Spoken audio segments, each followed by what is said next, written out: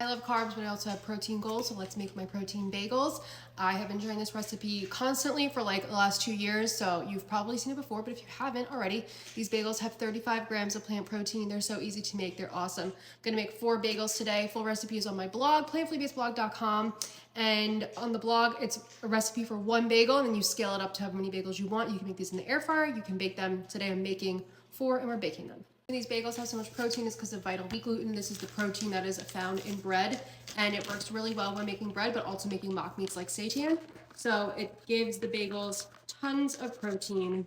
If you're gluten-free, I have a gluten-free protein bagel on the blog as well that uses lupini bean flour. I need to open up a second bag. I always have vital wheat gluten on hand now because I love these bagels so much. And we need flour. You can use bread flour or all-purpose flour, works fine with either. And I've had plenty of people comment on the blog that they've used whole wheat flour, spelt flour, rye flour, so you could really just use any flour that you like.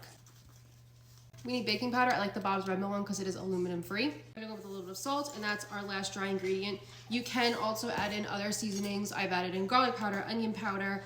These bagels are really fun to customize. You can make them sweet and add in cinnamon. So play around with the recipe and have fun. But today I'm just making everything bagels. Now we're gonna go in with some apple cider vinegar. You can also use white vinegar.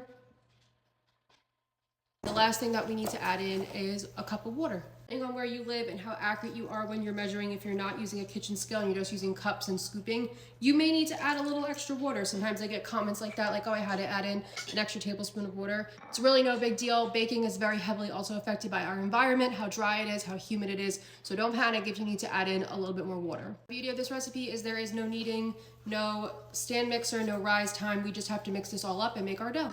Divided the dough into 4 balls, and then you just form it into a bagel shape with your hands.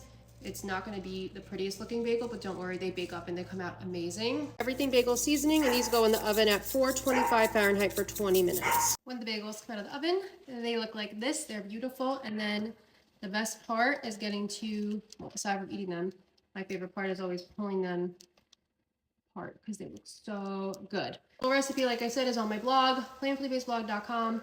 35 grams of plant protein per bagel. I store these in a Ziploc bag on the counter for the next few days, and that's it. Easy, simple, done.